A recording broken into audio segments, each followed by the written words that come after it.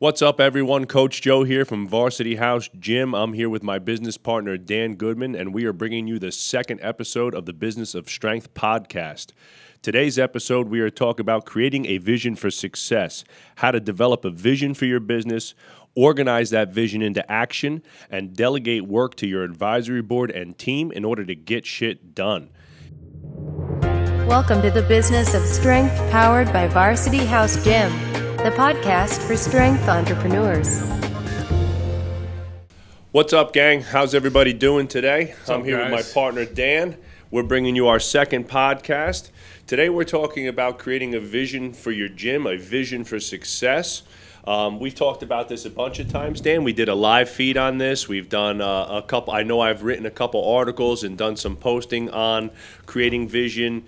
A lot of times we meet coaches and they treat this very ideological, and they don't really understand what creating vision means or how it actually turns into action. You know, I think that's the biggest issue that most people have is like, vision sounds great. Like, yes, I want to be the best gym in the world, right? And everybody can have these dreams and stuff. And that's kind of what I think most people think vision is like this ideological bullshit that like is very intangible. I want to be the best gym in the world. I want to make $50 million a year, whatever it might be, right? But then it's like, how do I actually turn those thoughts into action? So that's what we want to show you today, is how we took the ideology of Varsity House, our mission statement, our core values in those things, turned it into real action, and turn that action into real profit. And that's what we've done in the last year since we've started this process. So, let me just start by saying that, many gym owners get into the industry because they love to train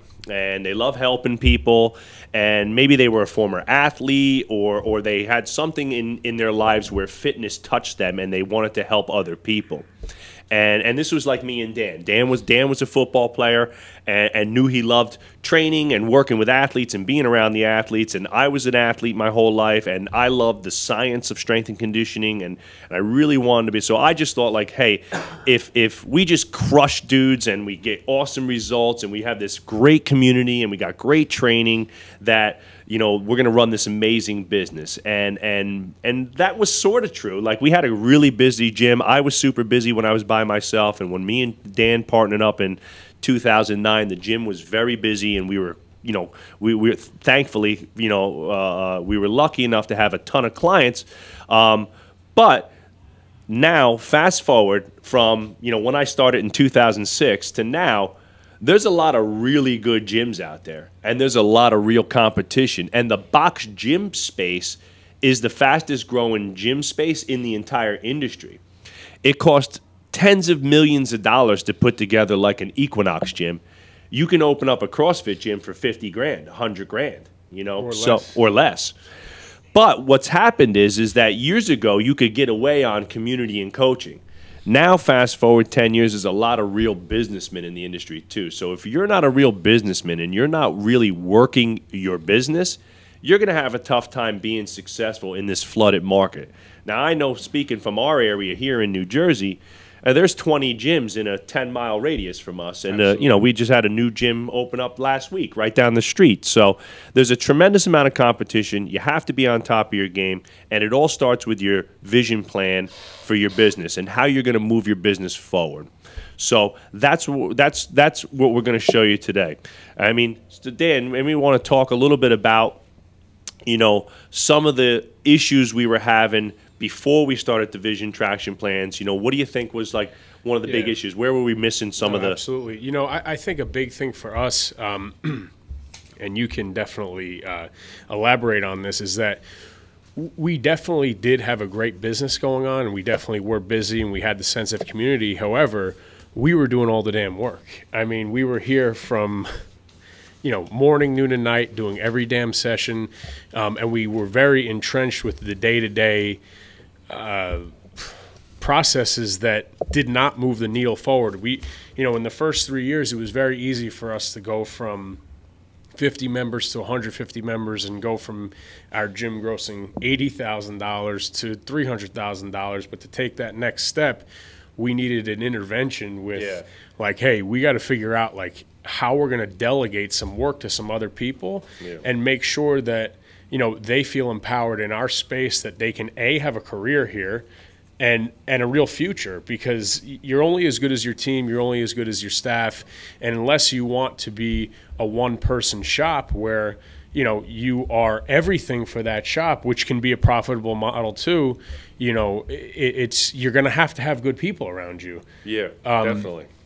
So that's when we really decided that we needed an advisory board. We had certain people in place that were doing some things, but nobody was ever on the same exact page. Yeah. Where it was, there was a lot of us doing different things. And, I might have been over here working on marketing. You might have been on the floor working on operations. Big Mike might have been working on the training plans. But, I might have been marketing the adult program when he was programming the athlete program. Yeah, there was no real consistency. And I think that what Vision Traction organization for us does is allowed us to delegate work without having to worry about who's getting it done, when's it getting done, how's it getting done, because we always, now we identify a problem, we identify the solution, we create the solutions, we delegate that work out to somebody, we meet weekly until it's done, and when it's done,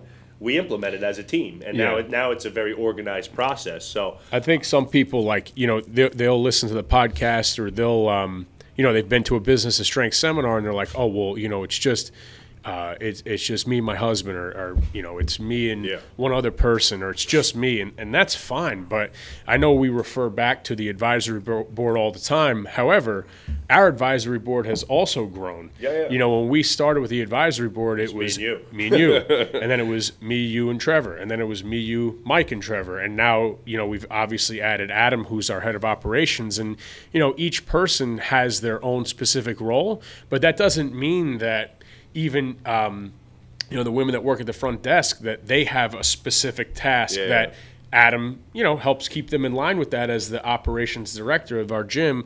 But each and every person in our gym has their specific thing. Whether it doesn't matter how big or small it is, it's something that they can hang their hat on, and they know that when we meet as a team on Wednesdays at 2:00, Susan knows that she's in charge of our clothing orders year round. We need our quarterly clothing orders. Trevor's our, head of our IT and general manager, so pretty much every employee that works here, whenever they have a problem, they lean on Trevor. But, that's enabled us to really focus on the 5% to move our business forward and allow us to do things like this that we want to do, the podcast, traveling to other gyms, consulting with other gyms, and that's really shifted from, we have the time available to really turn our passion now into another profession. Sure. I think the break point for us, Dan, was when you say was I don't know, about 500 grand. I think when we got to about 500,000 a year, we were really starting to slip a little bit. And I don't mean the clients I don't think the clients would ever see that there was any slippages, but I thought we'd have a list of things that needed to get done that wouldn't get done for 6 months. It'd be pages long. I mean, I think just to, I'm interrupting you here, but the slippage I think that you're talking about is that I think we got to the point where it was you and I could no longer handle anymore. Where it was we're either not going to do this anymore, but from the outside looking in, it was wow, this gym's pumping. They have so many people. And we were seemingly doing well financially. Oh, we were doing great, but we were so disconnected. And there was just no, we didn't have a lockdown marketing plan. We had marketing. We were marketing for sure. Totally reactive. It was all reactive. Now we try to be months in advance. So really the big picture here, and we'll get into it in a second when we start breaking this down, is just setting up a plan. So however it is, whatever your size of the business, if you're a new startup and you're at 100 grand, or you're a few years in and you're at 200,000-300,000, or you're a seasoned veteran gym like us and you're at $500,000 plus, reorganizing your focus to the big picture items, to what's really going to move the needle, and delegating out the small stuff that does not. No offense to the front desk, but ordering pens and pencils, right? That's not something that's moving the needle on the bar. It has to get done. But it might take you a half hour. It might take you 20 minutes to put all the orders, whatever it is, all the stationery paper, our first aid stuff, toilet paper, all that crap's got to get done. Somebody's got to do it. it gets, so now those things, those little things that me and you were the only people doing are getting that done. But we try to be several months out. We want to be a quarter ahead on everything that we do at the very minimum. So if we're working on, right now it's quarter three, right? We're in the middle of quarter three. We're already moving on to quarter four and trying to set ourselves up for the fourth quarter by organizing our traction plans and getting our plans together. What are the big ticket items in October, November, and December that we're going to be able to finish out the year with a bang and crush 2017, right, and move on to 2018. So really here I want to give you some kind of ideological stuff. So vision provides the major ideology for your business, right? So it all starts with like the real ideological stuff, and that's like your core values and mission statement. And that's like the first thing I think everybody should do. And the reason why we've done several different live feeds, podcasts, and articles on vision traction is because I believe it's one of the three key fundamental areas of business that are absolutely critical in order to scale your business to another level. If you want to own multiple gyms and you want to have a gym with 10, 15, 20, 50 employees, you have to have vision. You have to create vision plans, and you have to organize your team. There's no way around it. It's not dreaming, right? No, it's not dreaming at all. It's creating a vision for success that everyone can follow. Vision outlines all the important objectives, right? And it gives all your employees goals and steps to reach them. So it's a way of like identifying a real issue, identifying or creating a solution, and then working backwards, and then divvying up the work along the way until it's done. And I think one thing that we always talk to strength entrepreneurs about, especially, we're headed out to Jim Jones in a couple of weeks, which is going to be awesome. And, we're going to see, I think it's a group of 30. Bobby's soul. I think it's 30 people that are trying to work towards their advanced certification at Jim Jones. And if you asked every person there, to a person, who had a lockdown training plan 6 months in advance to this seminar? Oh, yeah. Every single person is going to raise their hand and be like, oh, and they can't wait to talk to you about what they were doing in preparation for the advanced seminar. And then it's like, okay, cool. Like, you're going to go home. Like, what's the plan? What's the future for your business? What are some things that you're going to implement? And no offense, I mean, there's some really sharp people that go out there, but there's a lot of people that are like, the number one thing is that they love fitness. Yeah. And I would say training. less than half the people have put at least twice as much time into their business as they did into their training. Right, which is crazy to me. It's like, 15 hours a week of training, 5 hours a week working on the business. Or I would say less. Like, I think a big thing is in talking about vision, like once your business is up and running, like it doesn't count to come and service. Say you have 5 classes or 5 training sessions that you're going to do. So you come, you do your 5 training sessions, you talk to people at the front desk, you put waters in the vending machine, you talk to some coaches about how their weekend. You did 0 work on your business, literally 0. All you're doing is servicing your business. And I think the big, if you want to take that next step, you have to put that 15 hours. And people are like, oh, I don't have that time. You got to wake up early. You got to stay up late. You got to work on the weekends. Like you have to find the community service is important, but it doesn't move the needle. You have to find it. So how do I create vision? Right? Everybody say, well, this sounds like a bunch of ideological bullshit. But how do I create vision? Start by thinking long and hard about what you're really passionate about. What do you want your business to be? What do you want when people say your name? What do you want them to say and think about? Think long term, and what are your own personal goals too? Now, I'll talk about it in a second, but I am moving toward another major milestone in my life, and life has to change, and certain things in the business have to change. Daddy daycare up in this piece. Know what I'm saying? But I have to start setting myself up for success by planning out certain things around the business so that I can get home earlier, so I can do some of the things that I need to do to be a good father, to be a good husband, and do my part in helping to raise our kid. I can't come home at 10 o'clock every night like I have been for the last 20 years. So how do I create vision? Think long term, right?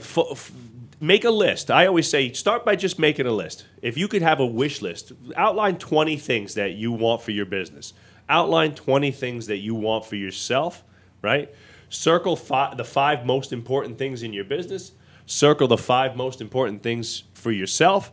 Cross out everything else. And just get those 10 things done, and find a way to work backwards to those things. Because the issues list. Like, I mean, I could make a list of 100 things that I want. I want a new tackle box. I could use a couple new fishing poles. Shit like that.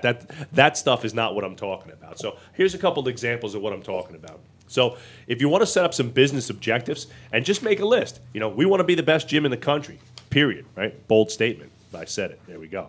Right? I want to be recognized as a world leader in strength and conditioning. We want to train professional athletes from all over the world. We want to do $2 million a year in revenue. Right? I want to help athletes and families from around our community reach a higher level of fitness. Right? I want our employees to love their job and feel like they have real career opportunities. Right? So those sound very ideological, but then when you start to break that down, like let's take the revenue thing. Right? If you take $2 million a year, right? We were nowhere near that when we opened up our new gym. And we're getting closer and closer and closer. Our 3-year goal was to do $2 million in revenue here at the gym, but that's a real tangible goal. So now it's like, all right, great. What does that mean? Dan sat down and broke down all the numbers here. We're at X amount now. So to get to Y, 2 million, right? We have to have 10,000 IG followers. We got to have another 10,000 people on our email list. We got to have these programs. We got to raise our prices. We got to do. We have to convert all of our student athletes, our student memberships, to full-time memberships. So there was a whole. We have to increase sales at the front desk, right, by X, and that's going to all lead. And if you add all that up over the next 3 years, when we get to the 3 years, if everything increases the way it should to, boom, we magically hit $2 million. And people are like, oh, well, okay, well, that sounds a little bit more tangible. If you just throw $2 million a year on the board, it's like, well, how the hell am I going to do that? Scares people. Well, I'm at 250 grand. How do I get to 2 million, right? But when you say, okay, guys, well, let's start with this. Let's start with 50 new clients this year. Well, that's doable. That sounds more reasonable. Let's get 25 new on-ramps. Let's do another 5,000 in sales at the front desk, right? And now it starts to become a lot more manageable. So if you break that down quarter by quarter, year by year, it starts to really come to life. But when you just start with 2 million, it seems like it's way out in the stratosphere, like you're never going to get there. So create a bunch of objectives for your business. And here's some of my personal ones. And these, and again, you have to plan for these things to happen. So my number one thing, and this is something that we've already accomplished. So like 3 years ago when we came to the new gym, I said to Dan, Dan, I've worked every Saturday for the last 10 years.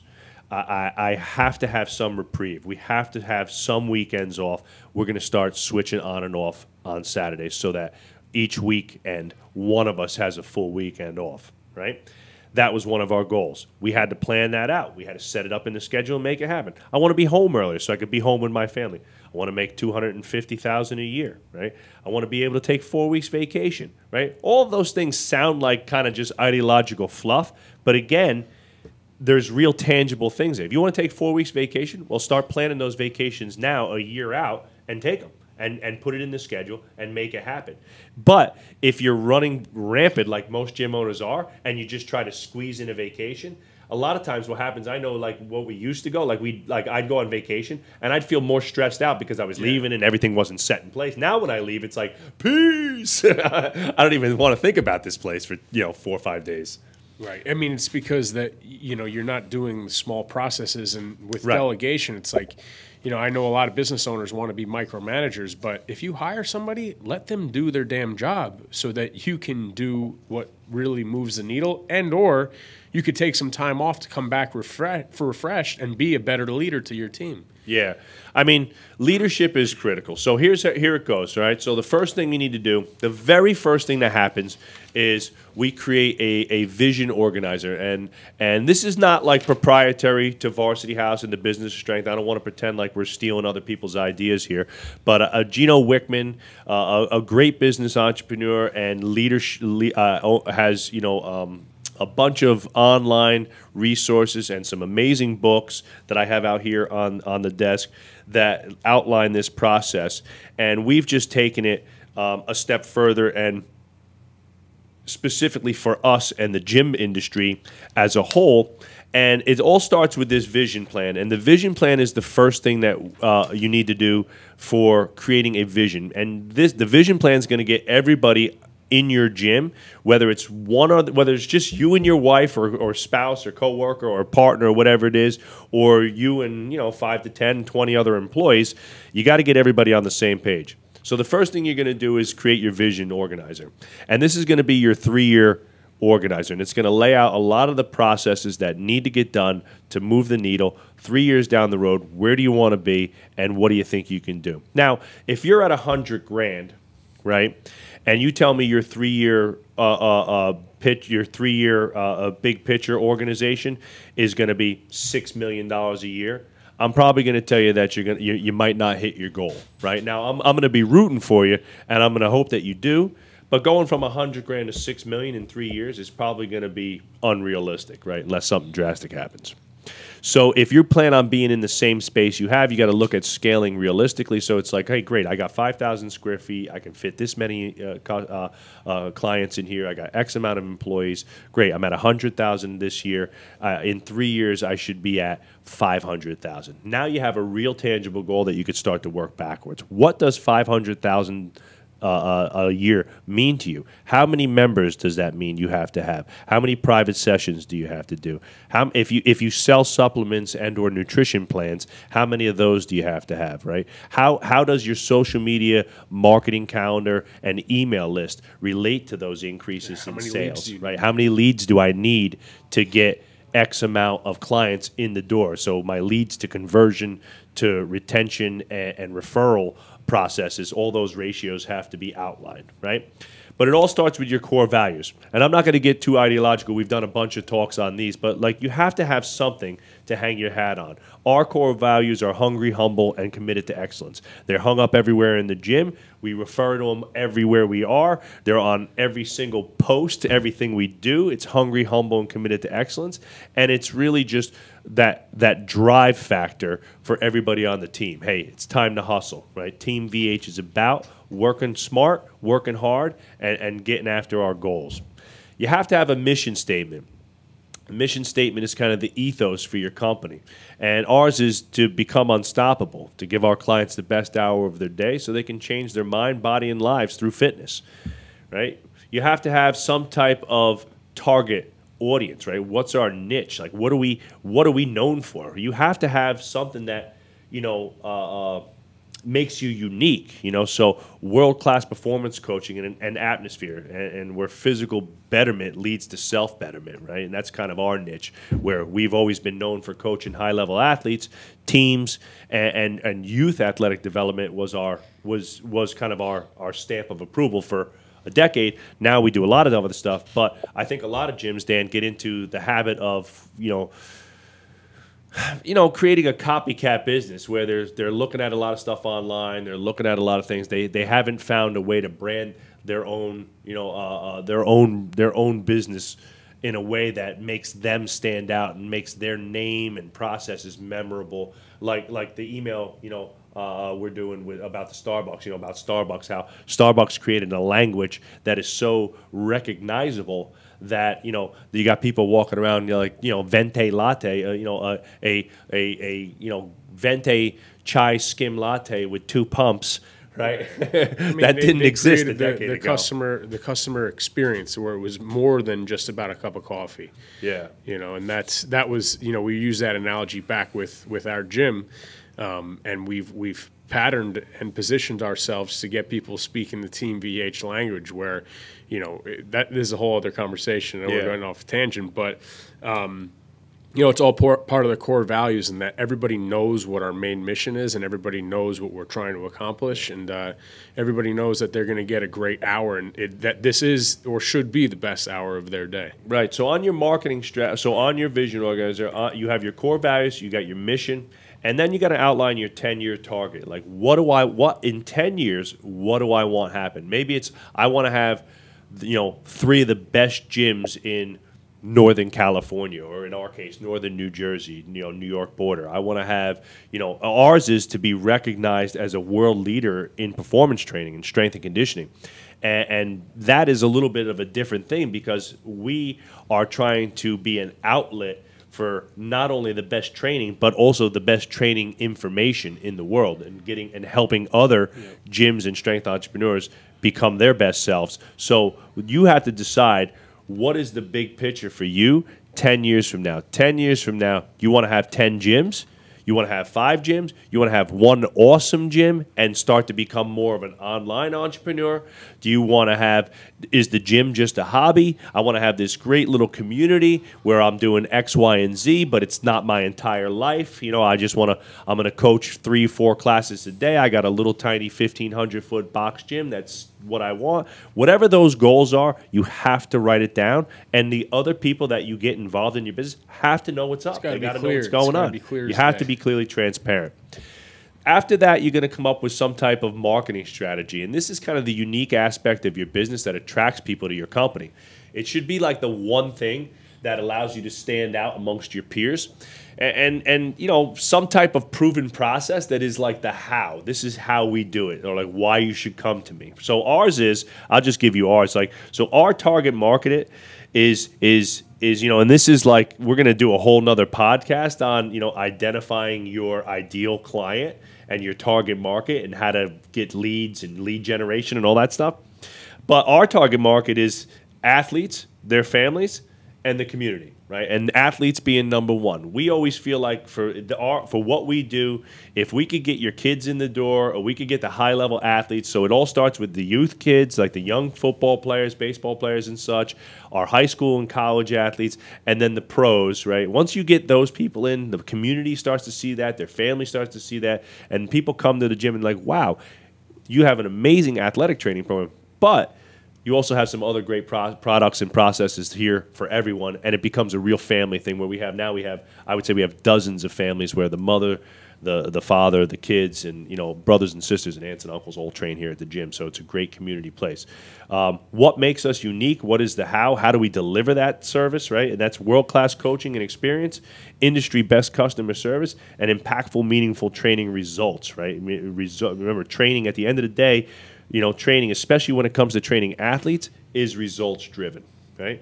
And what's our proven process? And that's to never stop learning, to be the absolute best that we can be and empower others through knowledge. We want to help others, in not only the clients in our gym, but other strength entrepreneurs like yourselves become the best versions of themselves, right?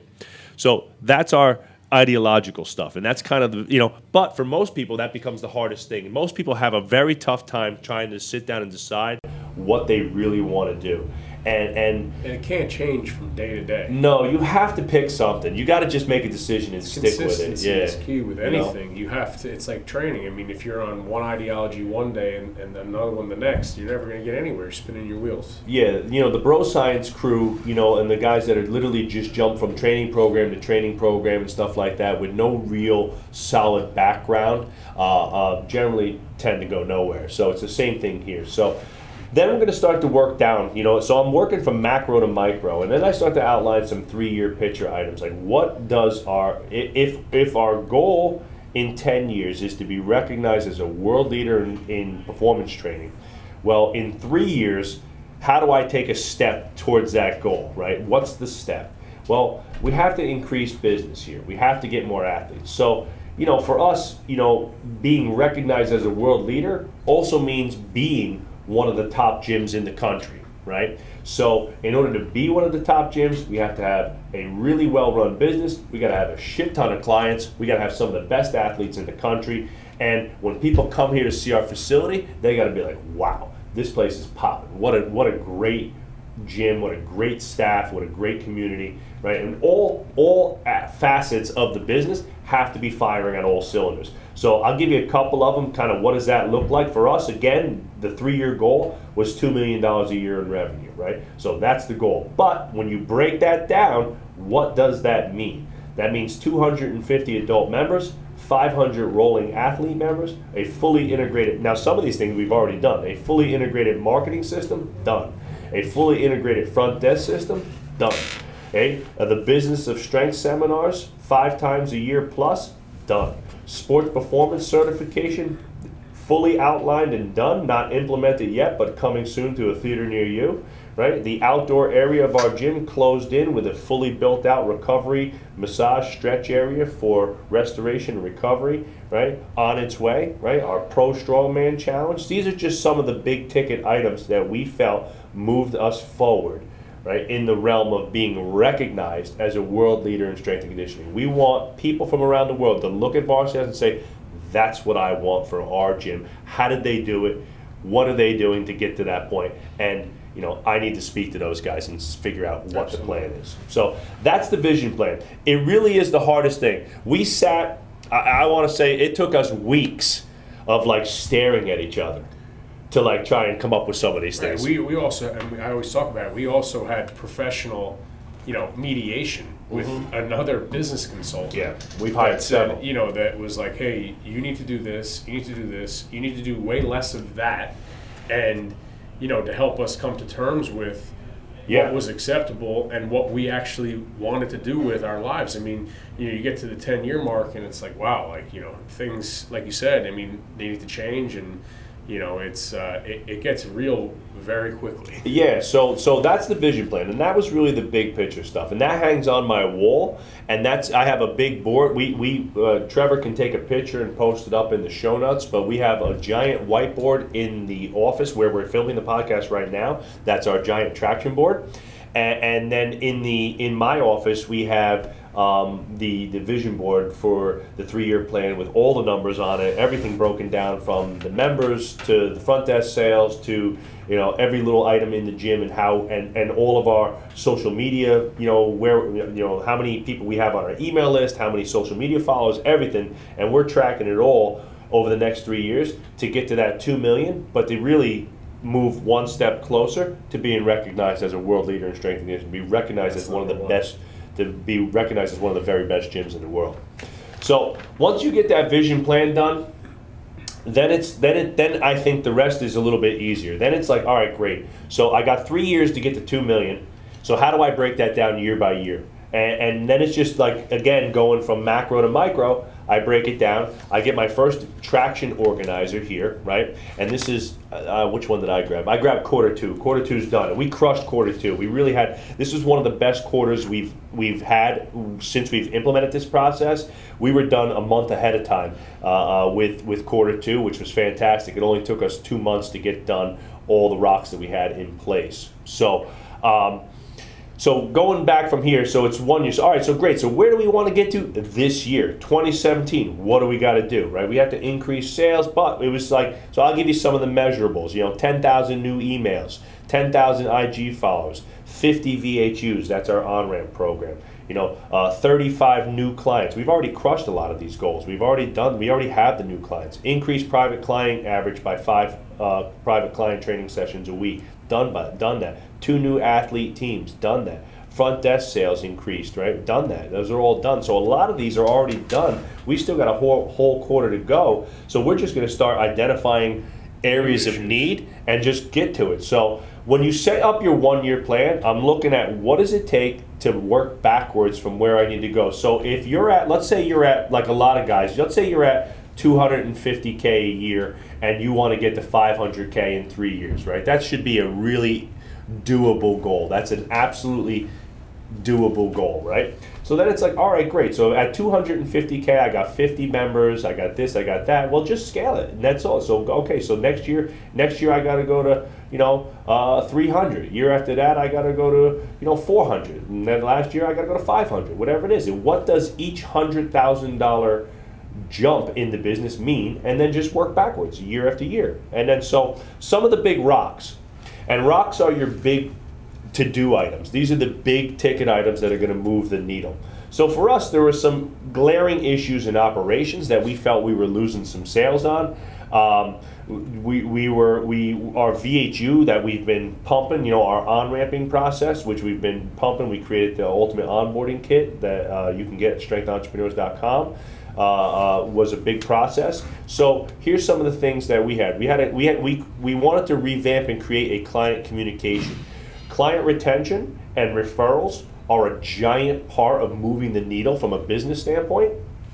So we wanted to create this gym-wide client communication system where, you know, we were creating autoresponders for every new client, where there was a communication system, there was a system for sending out handwritten birthday cards, thank you cards, things like that, where there was a communication system set in place for calling, personally calling new clients after their first session to see how they were doing. And all those things sound great and easy when you have 10 clients, but when you have 500 clients coming to the gym, it's not easy, right? It's not. So we created those systems and started moving the needle.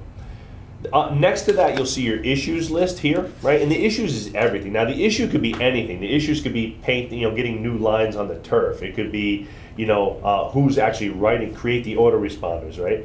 But then we'll start to delegate that work. So that when you have your vision plan, right, it's, the big ticket items for the year, right? The quarterly rocks that are going to get done this quarter and the stuff that I absolutely need to get done and move the needle. And then all the little crappy things that just have to get done. So whether it's like, hey, if you say I want to create this client communication system and that requires writing 10 autoresponders, well, great. Who's writing the autoresponders? So that just allowed us to delegate work. So now it's like, okay, guys, here's all the things that have to get done. Dan, you're doing this. Travis, you're doing this. Adam, you're doing this. Mike, you're doing this. Simone and the girls at the front are going to get this done, blah, blah, blah. Joey's going to do this. And then, and we just start rattling down the list of, what some of the processes are that need to get done. And then lastly, and I'll let Dan talk a little bit about this, was, is the actual creation of your advisory board, right? And the advisory board has been, I think, one of the best things we've ever done. It's a shame that we waited as long as we did to really get it together to the point where we were, having weekly meetings. I mean, Dan touched on it a second, and he was saying, like, we had all the guys in place, and everybody was working their butts off, and everybody had their roles, but we weren't getting it together every single week. We weren't creating vision traction plans. We weren't sending out weekly emails like, hey, guys, we need to get these are the items that get done. We weren't setting, due dates on everything. We weren't delegating the process. So, Dan, you want to talk a little bit about the advisory board and just kind of some of the roles that some of those people have and just like how that's really helped to, move the needle forward a little bit? Yeah, I think a great actionable takeaway that you guys could have right now, I'll try to do my best, and you could chime in with an actual example of the front desk and how we've taken something that's so simple, and literally as of 2 years ago, we were doing less than $7,500 per quarter, and now we're pushing towards $20,000 a quarter for something that really, I mean, we set it up and we put the operating system together, but something that I could honestly say you and I, don't have a huge role in. We hear about it twice a week, definitely. We hear what everybody's got to say. I mean, Mama Lang handles the Amazon account. Susan handles this clothing account, Leslie's accounts receivable, and, Adam helps keep control of everybody, and with Trevor, building out the IT work. So we've got a lot of people working towards that front desk operation.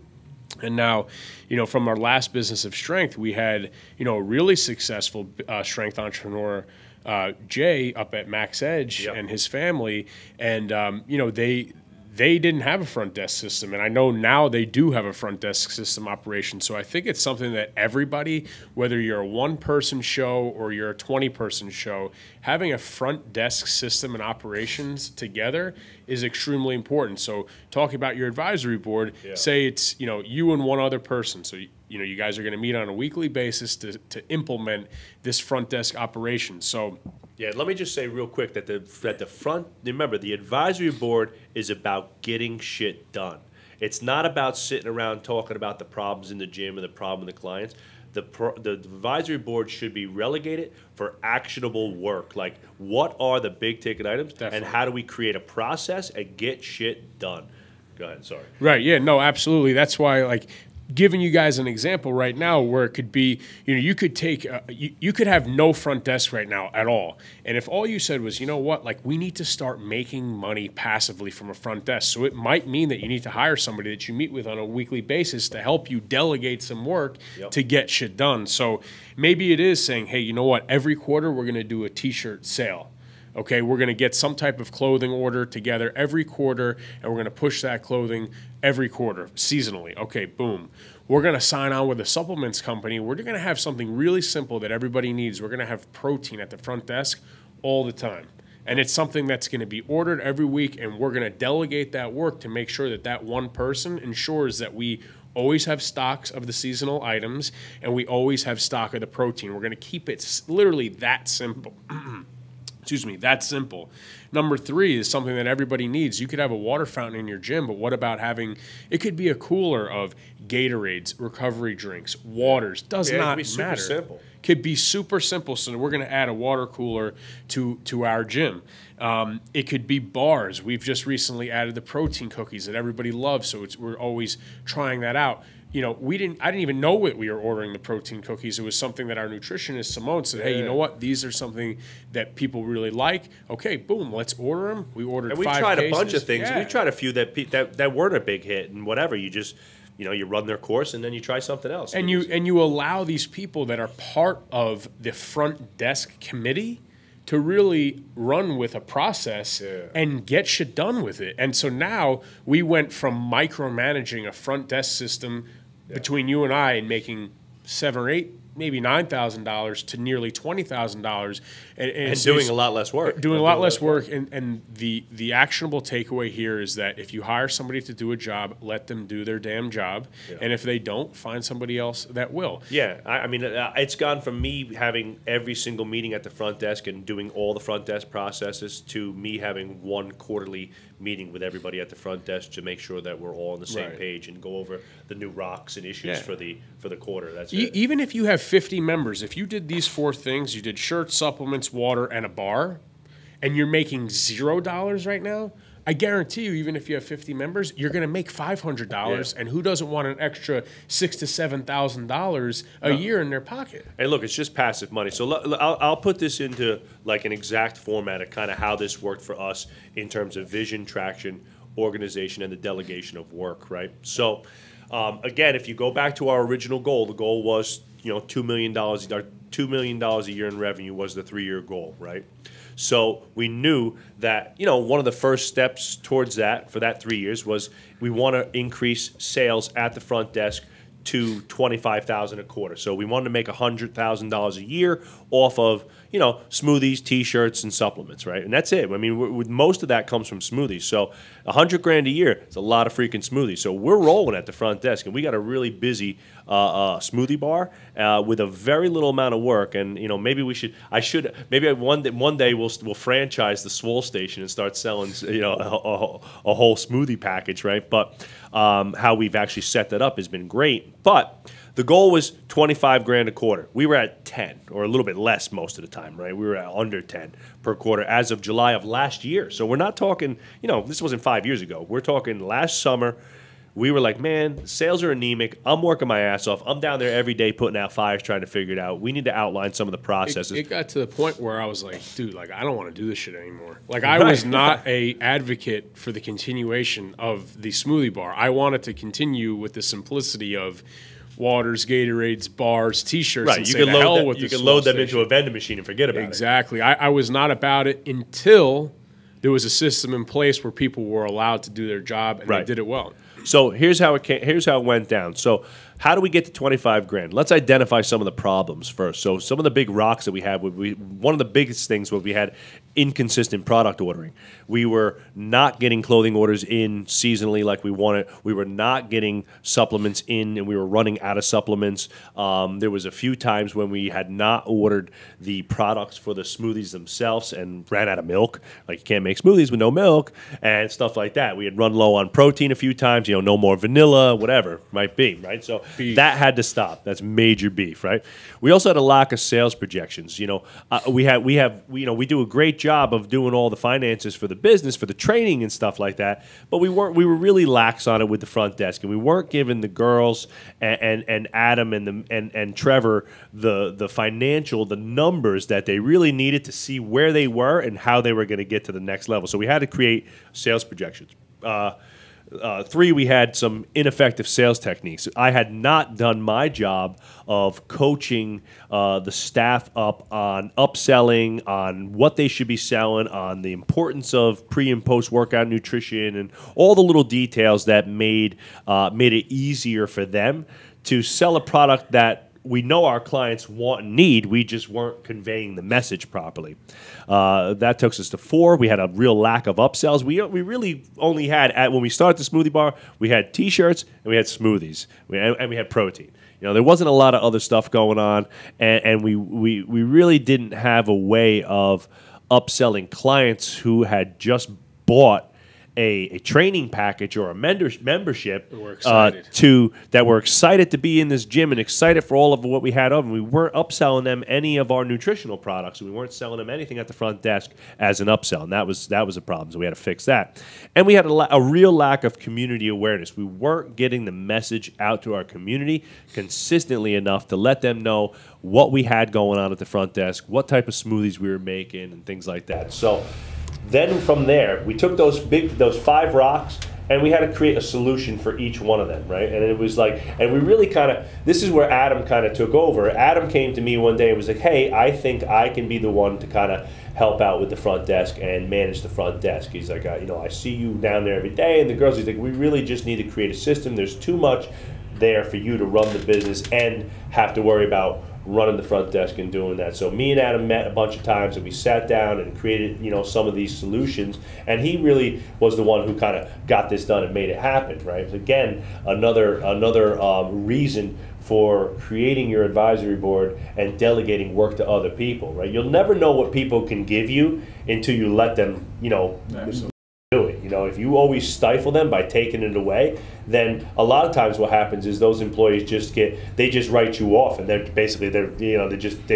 never really get creative because you didn't let them. So we had to create a solution to these products. So the inconsistent ordering. Well, create a system, get a timeline, get a calendar. Everything goes on the calendar. Now everything gets ordered on time.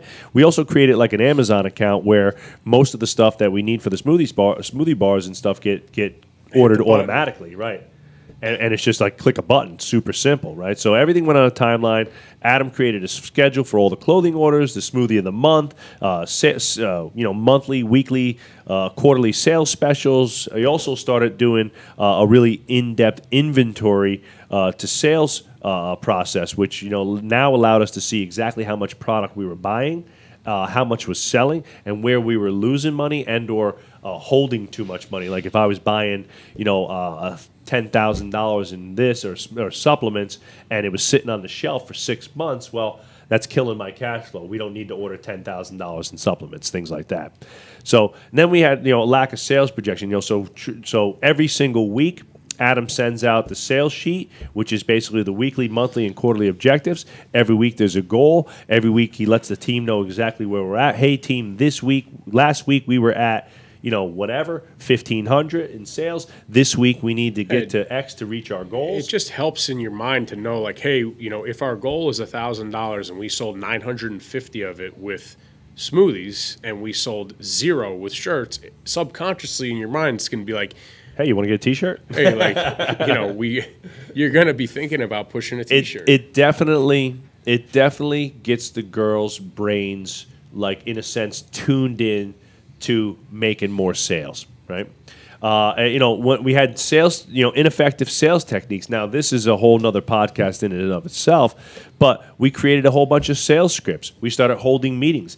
I hold at least one sales meeting a quarter and go over all of the sales, how to sell it, what to say, what we should be talking about, what the products are, what they mean to the clients, and how to convey the message as to why clients need these supplements, need our Swole Station, smoothies and things like that. Why, the branding, the T-shirts, and everything that we sell is important to our community, right? And how to convey that message, right?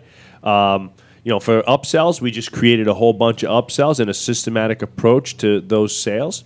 And then lastly was the lack of community awareness. So great, if our community doesn't know about the products that we're selling at the front desk, well, then they're not going to buy anything. So, we started creating awesome new, an awesome new like smoothie board. We had smoothies of the month.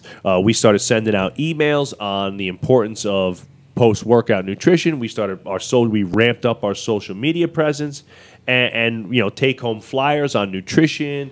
Now, Simone does like a monthly smoothie. There was smoothie in a month, but she also does like a monthly email from her Snap Nutrition that always references back to our our smoothie bar and post-workout nutrition. I and think things another like that. thing too is like making sure that whatever you're selling, you truly believe in. If it's the product, like, I really believe in Simone's nutrition program. Yeah. We just we've just upgraded the quality of the T-shirts that we're selling because we listened to the feedback and said, okay, people want to wear some T-shirts that they could go out in. Okay, great. Like we're gonna get better T-shirts, and it's like, so you're not gonna ever have that seller's remorse where it's like, oh man, like this T-shirt kind of sucks, but I'm trying to sell it for $15, or this nutrition program stinks, but I'm trying to sell it for $99. It's like, no, like when I'm selling something, and I think for a lot of people, it's like, yo, you definitely need this because I wear this shirt every day because it's awesome and it feels great. Yeah. And this nutrition program is really good. And look at all the results it's yielded for these people. So that when you get people believing it like that, you just totally flip the switch where it's like these people need this. Well, look, I mean, once you create this vision, like once you set your mind to it, no matter what it is, it's like, hey, we need to increase sales at the front desk. Working backwards and finding the solutions is the hard part. But again, it all comes down, in here, and at our gym, we're not trying to sell anybody a pile of shit that they don't need. Everybody needs nutritional guidance. Everybody could use some supplementation and help with their pre and post workout nutrition. Everybody can, use some healthy snacks for their kids to take to school or to send away for them for practice and camp and stuff like that. So, it's not like I'm trying to sell. We don't have like these instant energy drinks, pre-workouts, tons of crap up there that we don't believe in. Right, and it's also not like the constant upsell. It's this subliminal where it's like, hey, you know what? Every day there's free samples. Every week we give away free smoothies to somebody that wins on the training floor. There's a smoothie of the month. If you're athlete or adult of the month, you get a free smoothie. So like people are, they're getting when in you the join habit. the gym, you get a free smoothie. I mean, you're getting in the habit of tasting it, and it's like, wow, this is awesome. I need this. Well, giving away stuff is also, and again, we're going to do a whole nother episode on sales, but giving away free stuff is a great way to lock people into a to a habit. You know what I mean? Yeah. So you give people a bunch of free bars, and they really love them, and now they've had a free bar after a couple of their workouts and noticed the difference, or noticed that they didn't feel as tired or whatever, and they're like, oh man, maybe I'll buy a box of those bars and I'll have them after every workout. Okay, great. There, boom. Then you just became a process. So when we created this, so a year ago we started this process, right? From a vision standpoint, we wanted to increase sales at the front desk. From a traction standpoint, we knew that we had some rocks. We had some issues that we needed to fix. We had some, big picture items that we think were holding the front desk back. And then we created a solution.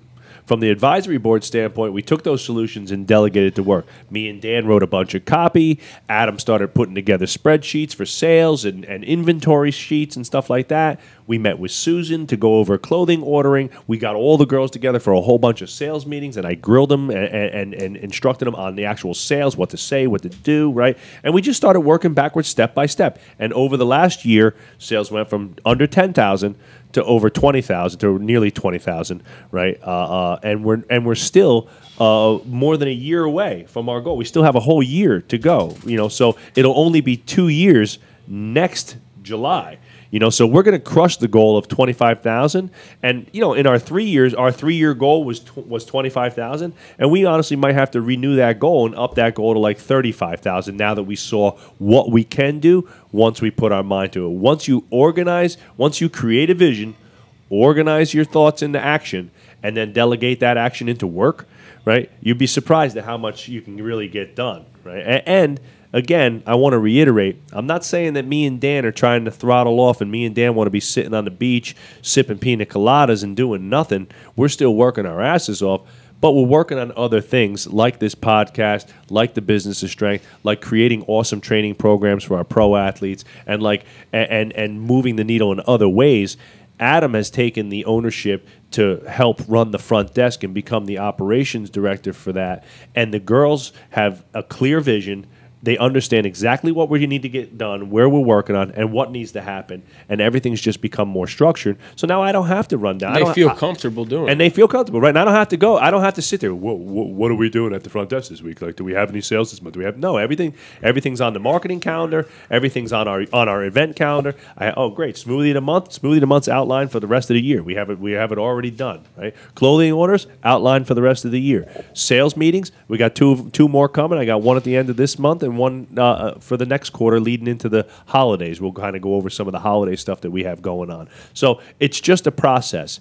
All vision traction really is a way of organizing thoughts into action and then delegating that action amongst a few key people in your gym and then getting shit done. That's really all that matters. At the end of the day, and I know I got one of Gary V's books here because Gary V is kind of like, he's the kind of the king of the grind, the hustle dude. He's all the hustle and grind type of guy. The hustle maniac. Hustle maniac, right? But the reality is that nothing matters unless you get it done, right? Sitting here with a pile of awesome training programs is great, but you got to go down to the fucking gym floor and train people and put those training plans into action and see how they really turn out. So we've come up, and I think you could definitely attest to this, Dan. I mean, we've come up with we've outlined a few things here in the war room that we thought were going to be great vision traction organization plans, and we were going to create this new system for something.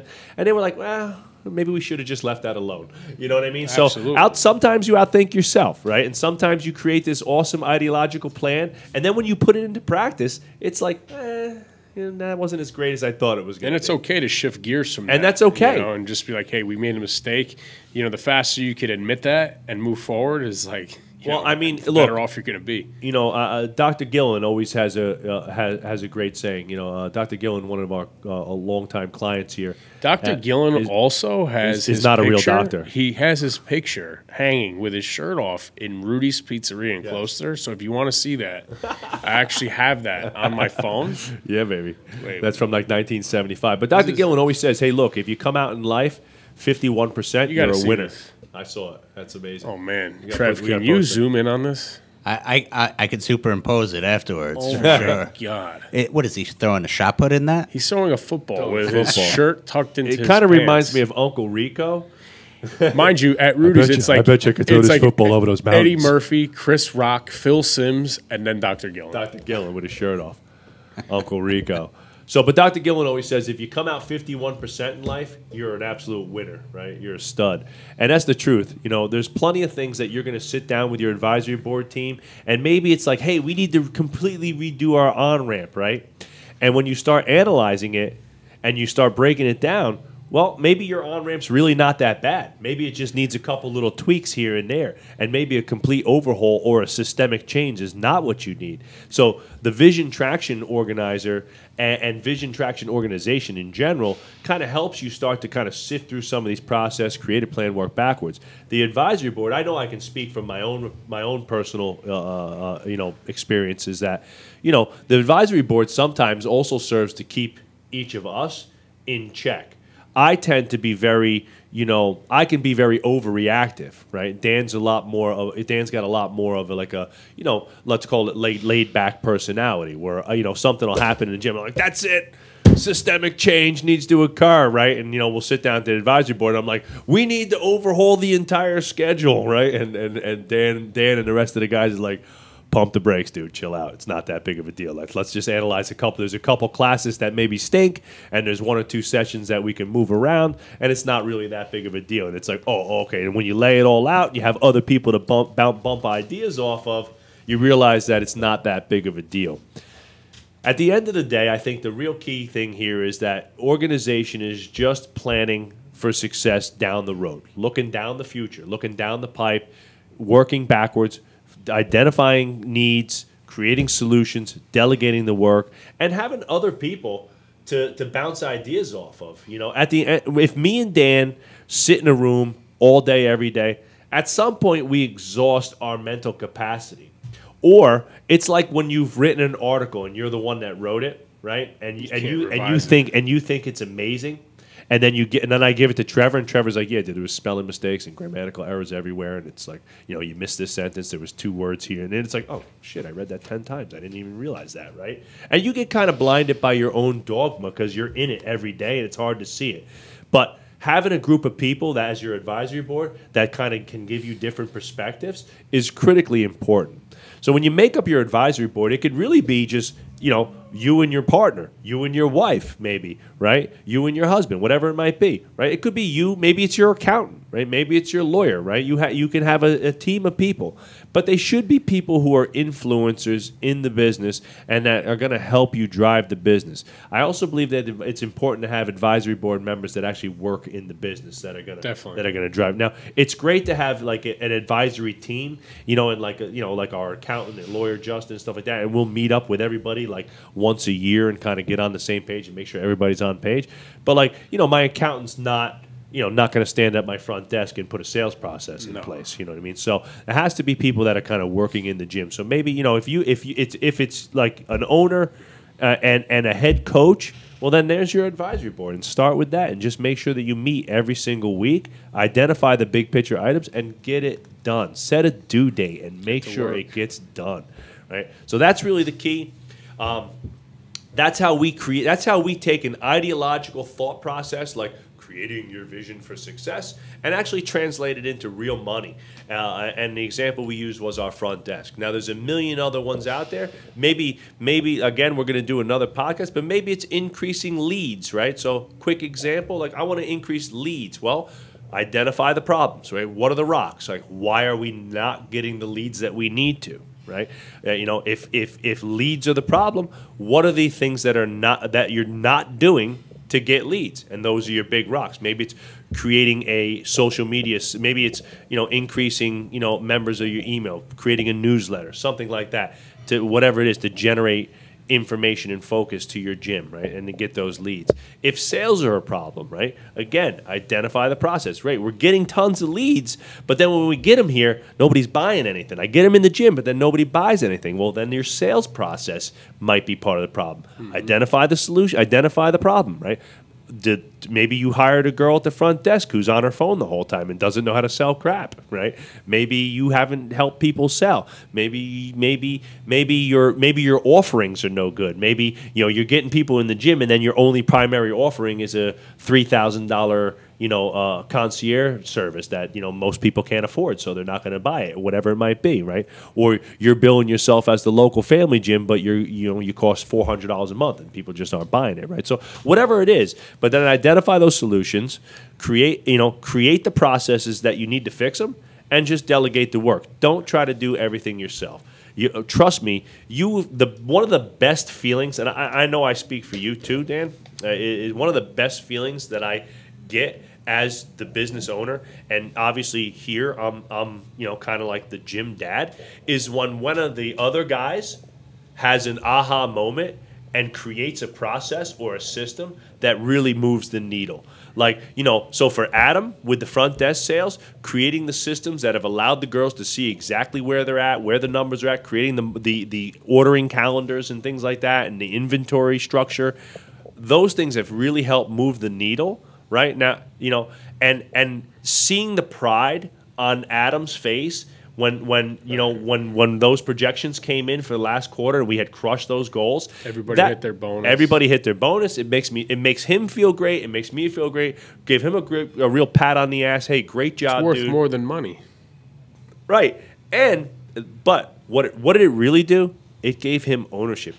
It made him feel like he had real tangible contribution, right? That made a difference in the company, that he was important. And it did. And it is true. And that's the key to keeping and developing great employees.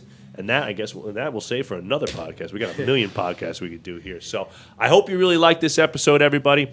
Vision traction is a tough topic for a lot of people to tackle. It all starts with kind of locking yourself in a room and coming up with the big ideological components of your gym. deciding where you want to go, where do you want to be in 10 years, and then just starting to work backwards systematically. A couple great things that you could do is check out Gina Whitman's books, Get a Grip and Traction. They'll kind of give you a great start. You can go to his website. I think is it ginowickman.com, and then he has the EOSmodel.com, EOSmodel.com. That's EOSmodelofbusiness.com. You can download free vision traction organizers there. You can see us. You can come see us. If you want us to help you break down your gym, see where your operations stand, where your marketing and sales processes stand, you can come to one of our Business of Strength mentorships. The next one is August 24th and 25th here at Varsity House. It's a 2-day immersion where we're going to help you turn your passion into your profession, and or you could just give us a call, hit us up, send us an email. Maybe you want to work with us privately and do some private consulting, or have us come out to your gym and check you out and see what you got going on and see if we can get you going in the right direction. But that's our second episode for the Business of Strength. Peace out. Peace out, everyone. We'll see you soon. We'll see you next time. The Business of Strength, powered by Varsity House Gym. Turn your passion into your profession and learn how to run a world-class business. Be sure to visit us at www.strengthentrepreneurs.com to learn more. And as always, at varsityhousegym.com. Become unstoppable.